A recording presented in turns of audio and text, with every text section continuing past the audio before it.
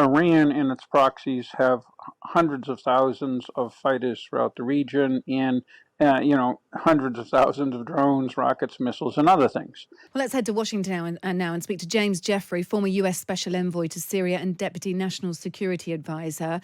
James, thanks so much. It's a huge pleasure to speak to you on Times Radio this evening.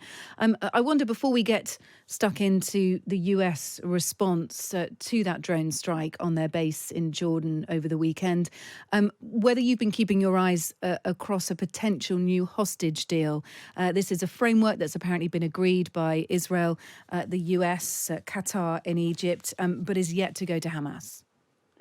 Exactly. It's another of the many things that are all moving. It's very, very important for your listeners and even more for statesmen and women not to see these things as all separate.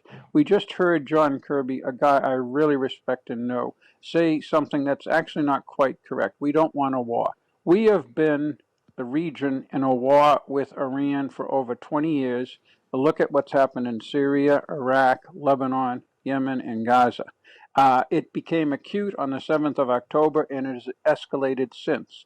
What we're seeing is how we, Israel, and Arab states respond to it. Once you have that general framework, then you can intelligently think about what the American response to this one attack of many is, what way forward on a longer term pause, hostage returns, and all of that. But it has to be in the context of this larger conflict, because it is not a new conflict. It's not something we will trigger or spark. It's already there. Yes, okay. And there will be conditions that Hamas will have to agree to. We know that discussions have been constructive overall so far, but we're yet to get anything concrete on that. Look, we've just heard from the Pentagon, echoing the White House a little bit earlier. The Pentagon spokesperson, Sabrina Singh, blamed Iran for enabling groups attacking the United States and said the latest attack in Jordan carried the footprints of the Iran-backed Kataib Hezbollah. What will be on the US's mind, Joe Biden's mind, and his senior officials when they calculate what level of response they should be applying to this attack on the US base in Jordan? One, they can't really restore deterrence because Iran and its proxies have hundreds of thousands of fighters throughout the region and hundreds of thousands of drones, rockets, missiles, and other things.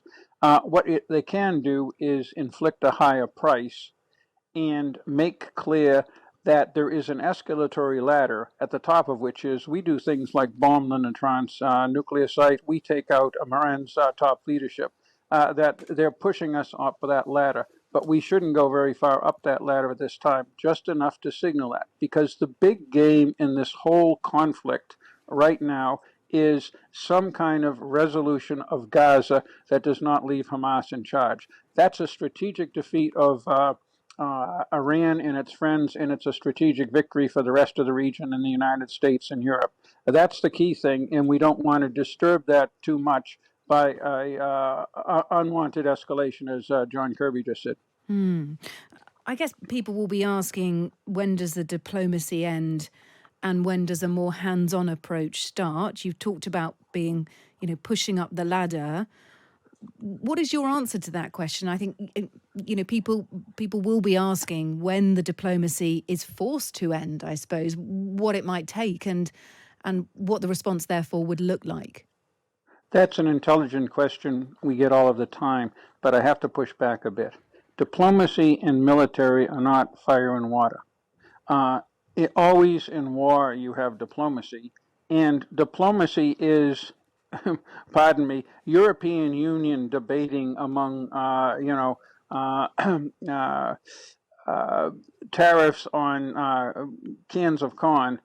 If you don't have force as at least a potential element. The two are allied and they will continue together. The basic question is, can the United States partially deter Iran so we don't get more people killed without creating new fronts in a war that already has two major ones, Gaza and the Red Sea?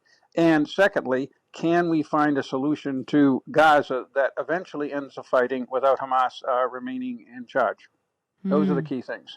And the answers to those, you haven't got a crystal ball, but you will have in your previous positions had to weigh up very, very tricky decisions like this, James. I note that the Republicans are putting Joe Biden under pressure. They want the US to strike Iran directly and even bomb Tehran.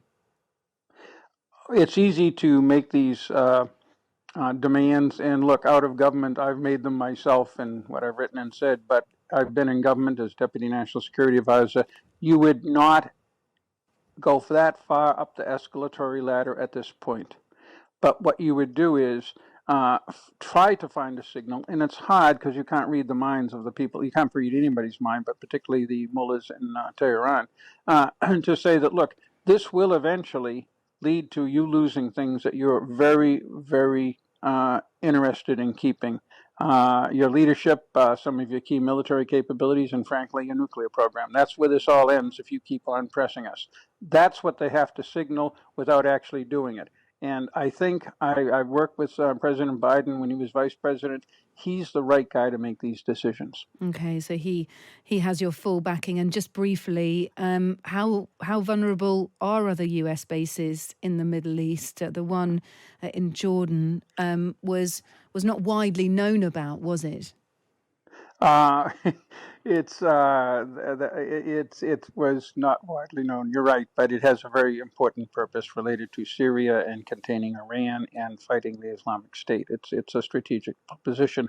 The problem is, in these kind of things, you're going to take some casualties.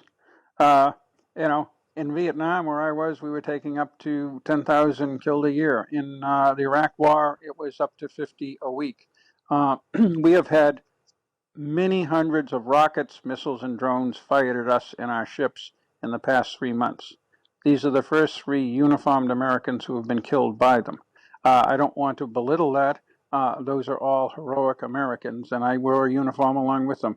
But the point is, we can't go crazy over casualties. We basically have to get better at shooting these things down.